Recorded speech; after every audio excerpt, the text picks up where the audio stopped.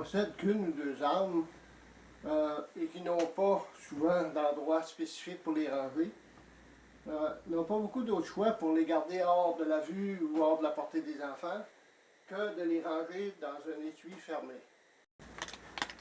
Malheureusement, si l'arme a été exposée au froid et qu'on la laisse ensuite dans un étui fermé pour le rangement au camp ou à la maison, il est pratiquement garanti que l'humidité emprisonnée à l'intérieur de l'étui va former de la condensation sur le métal.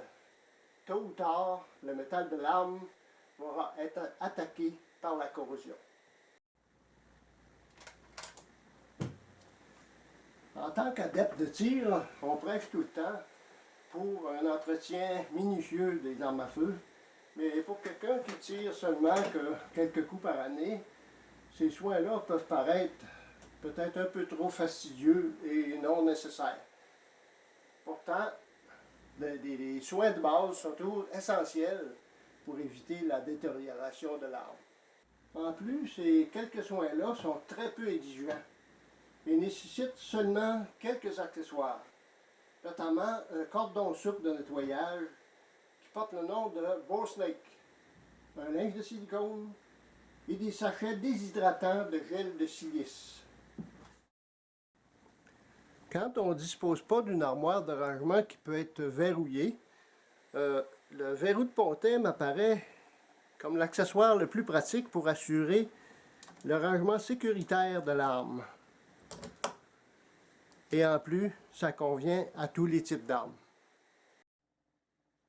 Quant à lui, le Bore Snake est un cordon constitué d'un cordon de tissu tressé qui comporte dans sa partition avant des fibres de bronze phosphore et la partie arrière agit comme un tampon d'essuyage.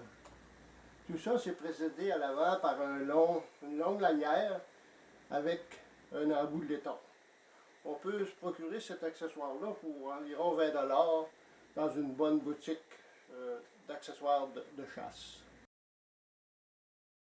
Donc, au retour au camp ou à la maison, surtout si l'arme a été exposée au froid, il s'agirait de la laisser reprendre la température de la pièce pendant une trentaine de minutes, puis de passer le Bore Snake à l'intérieur du canon pour éliminer toute possibilité d'humidité ou de condensation.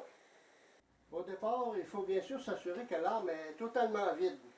Puis, avec la carabine pointée vers le sol, il suffit d'introduire l'embout dans la chambre et de faire ressortir la lanière par la bouche. Il s'agit alors de poser la carabine sur une surface coussinée, puis de saisir la lanière et de la tirer pour faire passer le Bore Snake d'un bout à l'autre du canon. Ce qui est intéressant, c'est que le Bore Snake convient à tous les types de mécanismes de carabine.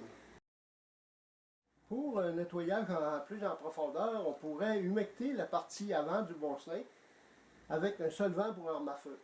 Tandis que pour un rangement à long terme, on pourrait humecter la partie arrière avec une bonne huile pour arme à feu, pour appliquer un film protecteur à l'intérieur du canon.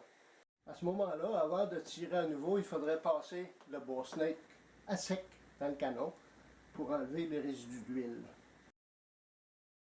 Le Bore Snake est évidemment réutilisable et lavable. Pour le nettoyer, on pourrait y pulvériser un produit comme Super Clean qui est disponible dans toutes les quincailleries. À ce moment-là, on va le brosser, le rincer, l'essorer et le suspendre pour le laisser sécher. On pourrait aussi le faire tremper dans l'eau tiède avec un détergent comme OxiClean. De son côté, le linge de silicone sert à essuyer toutes les parties extérieures de l'arme avant de la ranger dans l'étui. C'est une petite précaution qui prend juste quelques secondes.